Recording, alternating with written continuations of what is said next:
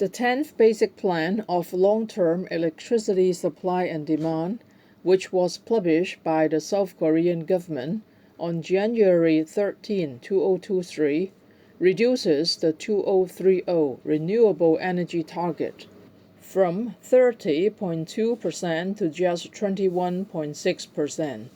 The government has also announced plans to scale back its feed-in tariff policy and reduce the amount of renewable energy certificates, RECs, issued under the Renewable Portfolio Standard (RPS) scheme for 2023 and onwards.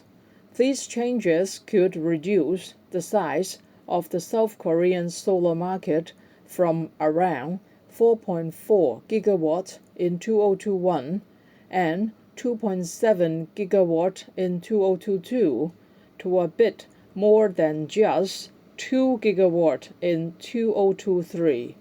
In accordance with the Electricity Business Act, the Ministry of Trade, Industry and Energy, abbreviated as MOTIE, is required to establish every 2 years a basic plan for electricity supply and demand, abbreviated as Basic Plan, which includes the basic direction of electricity supply and demand for 15 years and the long-term prospects of electricity supply and demand. The plan covers 2022 to 2036, and we are sharing with you the key points in the following sections. The first topic is electricity target demand and energy generation target outlook. The electricity target demand set out in the 10th Basic Plan takes into account the trends in continuous electrification and data center growth. The target facility's capacity is projected to be 143.9 gigawatts. In terms of energy generation volume, renewable energy is expected to increase steeply and coal is expected to decrease sharply. Nuclear power and LNG are expected to decline slightly.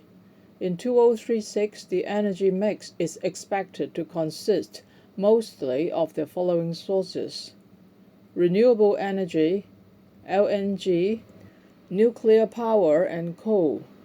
The second topic is about renewable energy key policy direction. Although the proportion of renewable energy has decreased compared to the 9th Basic Plan, in order to set reasonable goals and balance the energy sources in line with the new administration's energy policy direction, the capacity of renewable energy in 2030 is still expected to be 72.7 gigawatts. This requires an additional 39.9 gigawatts to the current capacity.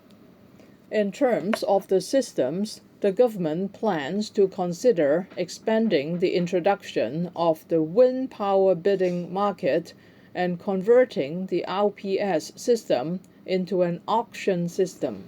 There are 3 changes proposed by the 10th Basic Plan. Number 1, requirements for examination of the grid connection system will be strengthened when granting electricity business licenses. Number 2, the unlimited access system for capacity of 1 megawatt or less solar power will be re-examined.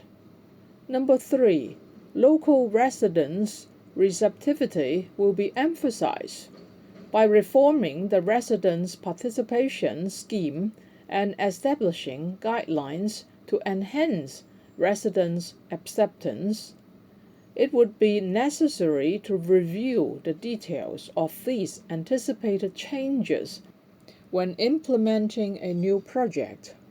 Meanwhile, the government plans to revise the systems to cope with volatility in renewable energy output, including output control standards and procedures. In order to allow grid connection to power producers with immediate need for grid connection, the government will also consider terminating grid connection contracts with power producers who have not progressed for a considerable period after applying for grid connection. The third topic is electricity market reform. The electricity market will be diversified by introducing a long-term contract market for low-carbon power sources, such as hydrogen and ESS, a real-time market that can reflect supply and demand conditions in real time, and an auxiliary service market that commercializes and trades reserve power. In addition, the introduction of the price bidding pool, PBP, and two-way bidding is expected to strengthen the pricing function, and the activation of third-party PPA and direct PPA is expected to boost competition in the electricity market. The 10th Basic Plan proposes to shift back to nuclear energy. This removes former President Moon Jae-in's policy, which was adopted in relation to Japan's 2011 Fukushima Daiichi accident. In summary, MOTIE outlines several priorities that it hopes to address through the plan, including number 1, prioritizing a steady electric power supply for energy security. Number 2, ensuring a more balanced power mix. Number 3, focusing on coal and ammonia coal-firing and blue hydrogen to reduce emission.